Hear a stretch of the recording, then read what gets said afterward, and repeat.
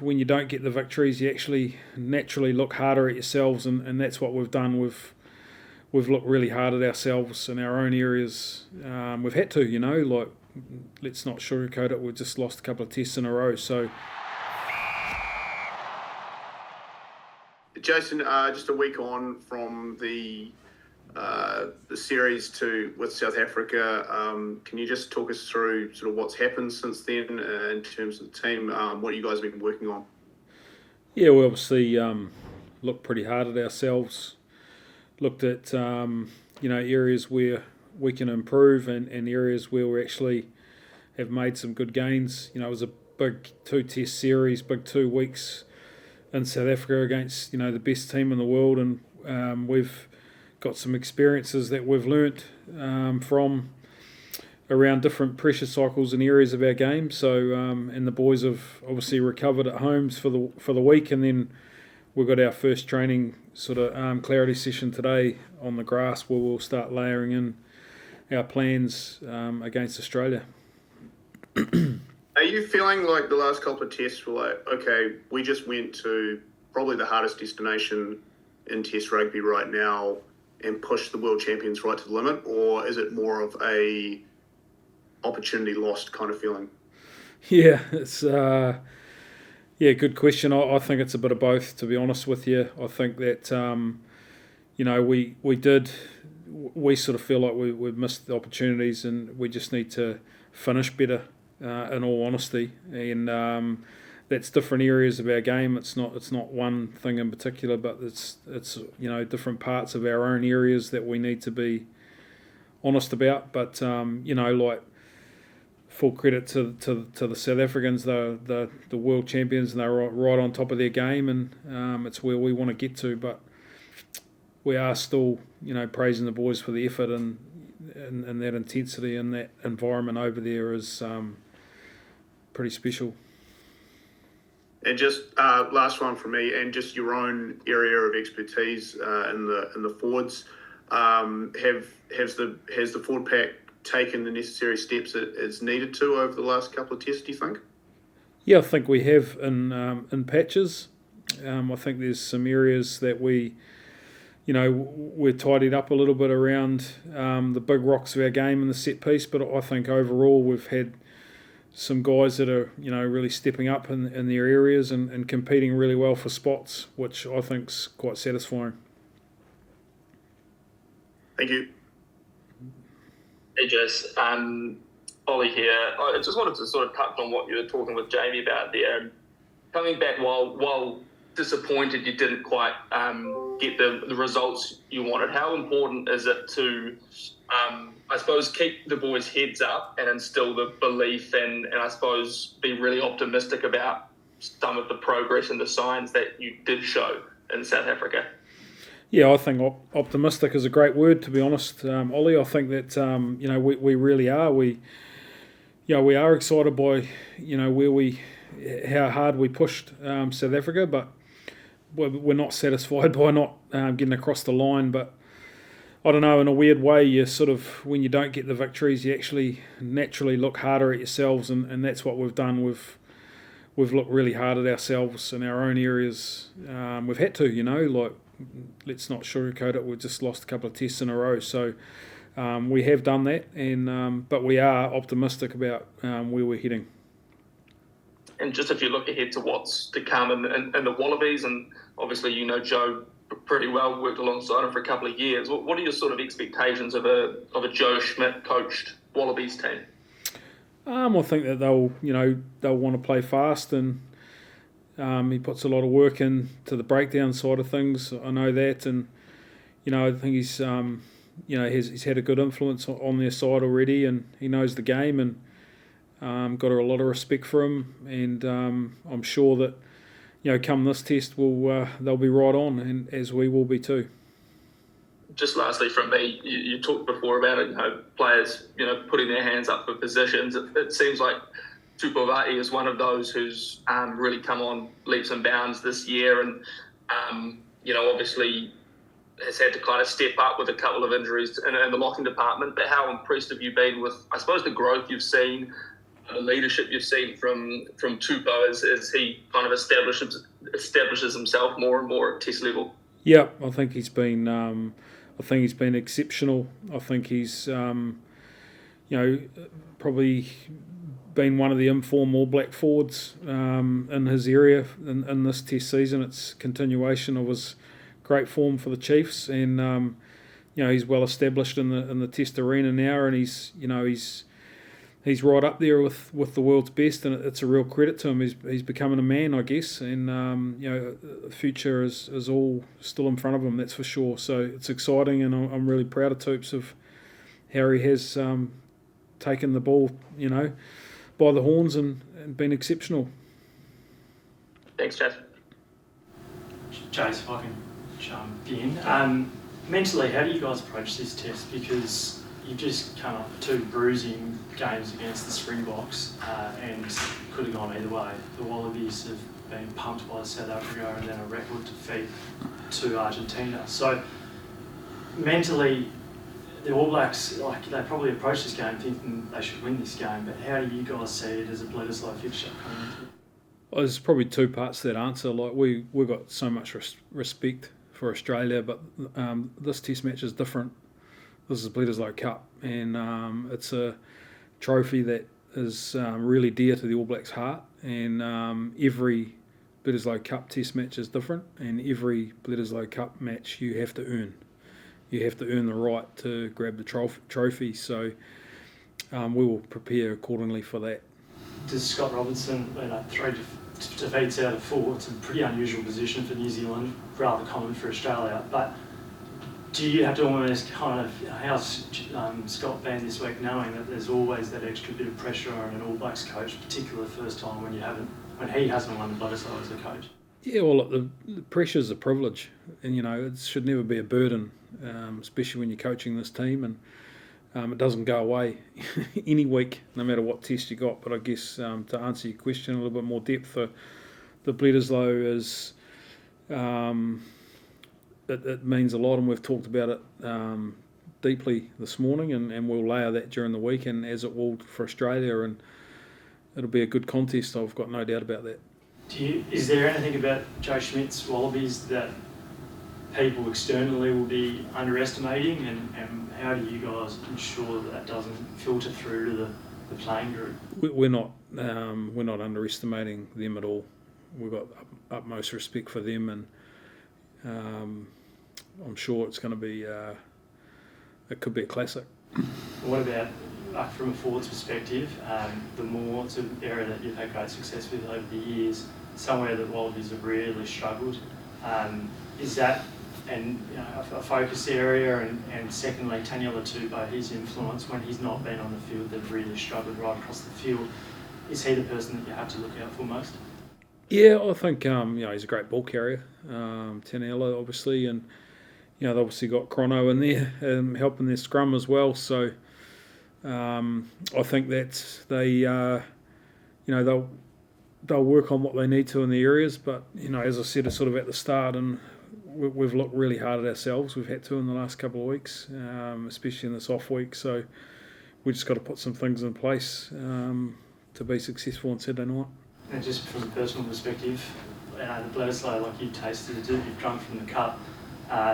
Is it a feeling that ever gets old? Like 22 years you guys have had it, are you ever going to give it the Aussies a chance? Yeah, I think the 22 years you've got to be careful there, because it's all about the test that's in front of us. We know that the history's there and the legacy, and that's special for what it is, but each test is different, and this one will be as well, so we prepare accordingly. No worries. Jase, Mark, Vincent, I'll just jump in with one or two quick ones to let you go on. You talked about your forwards largely meeting the challenge in South Africa, obviously as tough as it gets in the game. What do you want to see next from them, Jase? What's the next step for your forward pack going into these back-to-back Bledisloes? Well, the next step's got to be one that's forward, and I think that against the Australian pack, it'll need to be, I think, around Our scrum, I believe we can get a little bit more out of that, and I also believe we can get better quality ball at our line out for the backs. So that's an area that will be a focus, and probably the breakdown. I'm naming everything here, aren't I, Mark? But the carry and clean, they've got good jacklers across the ground. So it's going to be a good contest. And just with Codie up next, I mean, he's coming off a pretty special test in Cape Town. I think he ran for a team high 70-odd metres, ball in hand. Can you just speak to, I guess, his influence as he comes of age as a test match hooker? Yeah, he is coming of age. You're exactly right, and I think that he's in exceptional form. It is pretty special how he prepares and gets his body right, and how he helps the younger hookers that are there as well. And he's been clearly number one and thriving. He's been just played 2 massive tests against the Box, big minutes, and has recovered well. And he's given the players around him a lot of confidence as well. Just a question on the last test. We saw quite a sparing use of the forwards on the bench. I think Sam Darry didn't get on at all. Fletcher Newell only played the last sort of couple of minutes. And Asafo Aumua only came on to replace Codie for his HIA. Was that sort of part of the plan, or what was the thinking behind all that? Yep, so Codie Taylor was on fire, so why bring him off?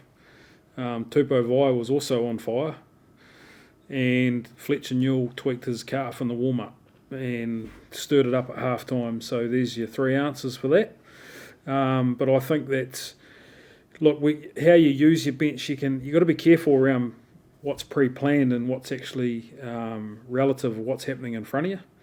And I think that's a balance. And as coaches, we've talked around how we can have the best impact from our bench. I think I said after the first test, we've got some younger men that are learning their trade in the test arena. So how we bring them on into what the game's actually doing is important for their confidence as well. Just, you may have mentioned it before, but the dynamic of facing Joe Schmidt, does that make it a little bit more special? Probably more so with Chrono, I guess. Like he's been a mentor for a while. So, both of them, it's New Zealand coaches, isn't it? So, I enjoyed working with Joe, and obviously Chrono's been a mentor, and probably didn't think he'd be coaching Australia, to be fair, but one thing I really respected about Chrono is, he rung and told me. He gave me the heads up before it was public, and I really respect him about that. And the All Blacks been a massive part of his life, and I guess it's the coaching world, isn't it? I guess that we're in a game where you just don't know what's next. So, got utmost respect for both of them. Hey Codie, hope you're enjoying the Sydney weather. Just like, first of all, how have you recovered, and how's your body after 2 massive tests against the Box? Pretty good. I've enjoyed a few days at home. It's just a pretty intense environment the last couple of weeks in South Africa. Awesome, obviously. Touring over there is pretty special, and it's a shame about the results, but those tests weren't easy, and they were pretty physical, but I'm feeling good for another good challenge. How much optimism do you take out of that, given, while yes, you didn't get the results, you did push the world champions, pretty close on both occasions in their own backyard, and showed real signs of, I suppose, what this team can possess? Is that the kind of the way you look at it? While disappointed, do you have to try and be a bit optimistic about some of the progress you did see in South Africa? Yeah, I think we're creating a lot of opportunities. It's just a matter of finishing them, I think, which has pretty been a common trend in our reviews of late. And take my hat off to South Africa. They know how to win test matches. They deserve the title that they have at the moment. But like you say, it's promising that we can play a brand of rugby that we're really proud of. We want attack with the ball and stuff, and we just got to be better at nailing those opportunities, especially towards the back end of the game.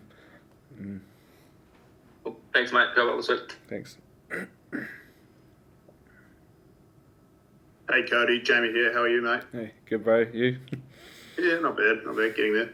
Hey, what did you guys? I just asked Jason Ryan this as well.